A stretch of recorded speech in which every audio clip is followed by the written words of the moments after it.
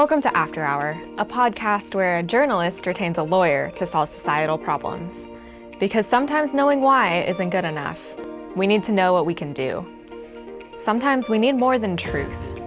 We need hope. I'm Jane Steele, your host and investigative journalist here with Joseph, the managing partner of Tsang Associates. I have a case about international sex trafficking.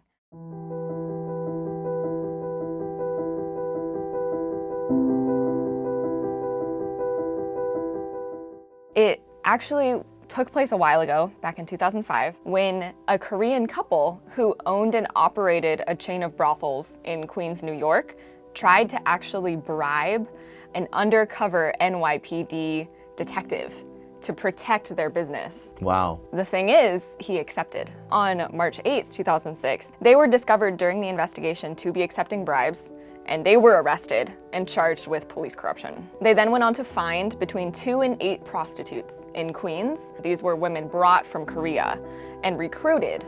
The recruiters were actually working for a trafficking ring that would go to Korea in search of women, and they would either provide them with false travel documents or they would smuggle them across the Canadian or Mexican borders. And by the time these women arrived in the United States, they had incurred large financial debts, usually $10,000 and more, which is actually a really common way of keeping women trapped in trafficking.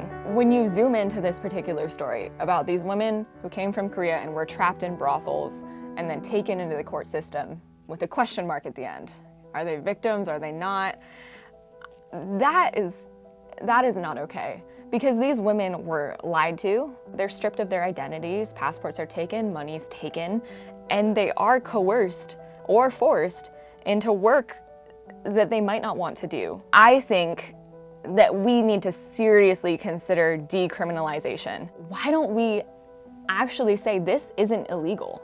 And when these women are given back their ability to say this is my work and it's justified and it's legal and I can take steps to protect myself and protect people around me, I think we would see real change. Criminal organizations thrive when the customers and the victims and themselves all hide in the shadow. Is it right or wrong for society to have sex work? And that becomes the centerpiece, and that should be the centerpiece before society makes any changes.